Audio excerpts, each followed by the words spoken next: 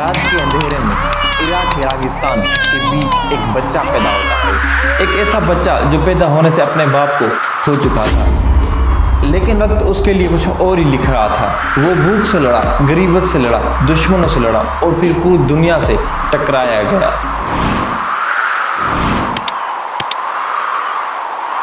وہ ایک لڑکا غریب اور چرواہ کے گھر میں پیدا ہوتا ہے۔ اس کے ایک حکم پر جنگ شروع ہو جاتا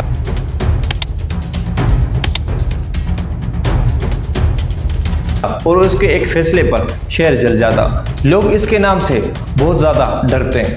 کچھ لوگ اسے عرب دنیا کا آخری مضبوط حکومت کہتے ہیں اور کچھ اس کو تاریخ کا خطرناک ترین مرد میں شامل کرتے ہیں۔ لیکن ایک سوال آج بھی زندہ ہے، کیا ایک شخص جس نے اپنے اقتدار کے لیے لاکھوں زندگی قربانی کر دیا، یہ ہے کہانی طاقت کی، خون کی، خوف کی، جنگ کی۔ اس کا انجام یہ ہے صدام حسین کی کہانی۔ عراق کے شمال میں واقع تقریب کے قریب ایک چھوٹا سا گاؤں العوجہ، ریت اڑ رہا تھا، غریب سانس لے رہے تھے۔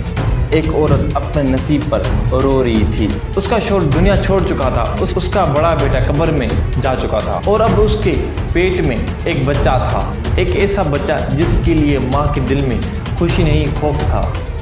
18 اپریل 1937 کو وہ بچہ پیدا ہوتا ہے۔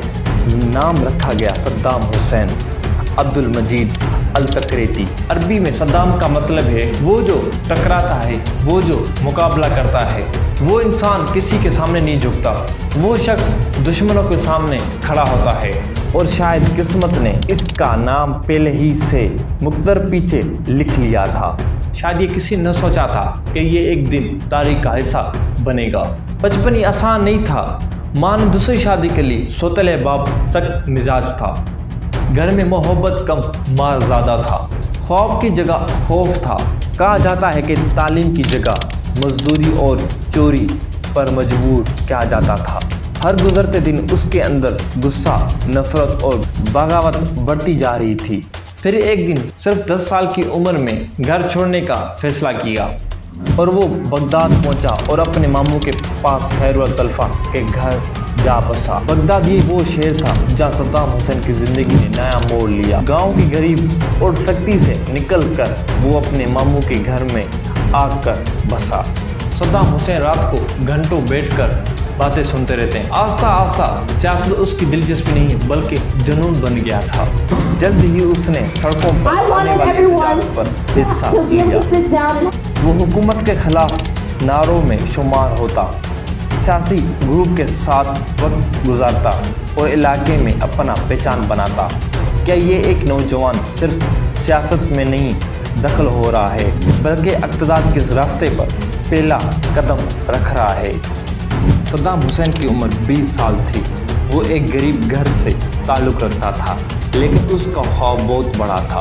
وہ عراق کو چینج کرنا چاہتا تھا۔ اس کے دوران وہ باسط پارٹی میں شمال ہو گئے۔ یہ ایک ایسا جماعت تھا جو تمام عربی ممالک کو مضبوط دیکھنا چاہتے تھے۔ ان کا مقصد تھا کہ عرب دنیا مضبوط اور آزاد بنے۔ صدام حسین سوچ کا متاثر ہو گیا۔ وہ سیاسی اجلاس میں جانے لگا، مظاہرین میں وہ اپنا حصہ لیتا اور آہستہ آہستہ سیاست میں اس کا دلچسپ بڑھ گیا۔ پھر 14 جولائی 1958 کو عراق کا تاریخ بدل گیا۔ بادشاہ ختم ہو گیا، لیکن باسط پارٹی کے درمیان جنگ شروع ہو گیا۔ اختلاف بڑھتے گئے۔ صدام حسین اور اس کے ساتھی نے وزیر اعظم عبد الکریم قاسم کے قبیلے پر حملہ کر دیا۔ قاسم زخمی ہو گئے لیکن زندہ بچ گئے۔ صدام حسین زخمی ہو گئے مگر فرار ہو گئے۔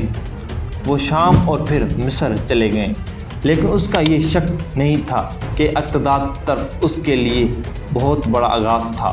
اس کی زندگی کا ایک بڑا خطرناک موڑ تھا۔ 16 جولائی 1979 صدام حسین عراق کا صدر بن گئے۔ صدام حسین اقتدار سنبھالتے ہی اس نے پہلا مخالفوں کے خلاف سخت کارروائی شروع کر دیا۔ باسط پارٹی کے اجلاس میں اس نے سازش کرنے والے کی نام پڑھ کر سنا اور انہوں کو ہی گرفتار کر دیا گیا۔ بعد میں کوئی لوگ اس کے سزائے موت دے رہے تھے۔ اس کے بعد صدام حسین سے لوگ ڈرتے ہیں۔ یہ واقعہ پوری عراق کے لیے واضح پیغام تھا، جو میرا ساتھ نہیں وہ میرا خلاف ہے۔ 8 سال کی جنگ کے بعد عراق قرض میں ڈوب چکا تھا۔ صدام حسین نے الزام لگایا کہ کویت عراق کا نقصان پہنچا رہا ہے۔ کشیدگی بڑھتی گئی اور پھر 12 اگست 1919 عراقی فوج نے کویت پر حملہ کر دیا۔ چند گھنٹوں میں کویت پر قبضہ پایا گیا۔ صدام حسین نے اعلان کیا کویت اب عراق کا حصہ ہے، مگر دنیا نے یہ قبول نہ کیا۔ امریکہ کی قیادت میں اتحاد بنا۔ یہ جنگ دن رات حملے ہوتے رہے۔ عراقی فوج پیچھے ہٹ گیا۔ چند ہفتوں میں کویت آزاد ہو گیا۔ صدام حسین اقتدار میں تو رہے ہیں، لیکن عراق کمزور ہو چکا تھا۔ 2003 میں عراق پر امریکہ حملے کے بعد چند ہفتوں میں صدام حسین کا حکومت گرا دیا گیا، مگر صدام حسین اور امریکہ نے اس کا تلاش شروع کر دیا گیا۔ تقریب کے قریب ایک فارم ہاؤس اپنا زمین کے نیچے ایک چھوٹا سا گھر تھا۔ صدام حسین کو پھانسی دیا گیا، لیکن اس کے موت کے بعد عراق میں امن نہ ہو سکا، اور آج بھی صدام حسین کو مضبوط رہنمائی سمجھتے ہیں۔ یہ تھا صدام حسین کی کہانی۔ میں ہوں آپ کا توفیق علی۔ ملیں گے اگلی ویڈیو میں ایک اور سچی کہانی کے ساتھ۔ خدا حافظ۔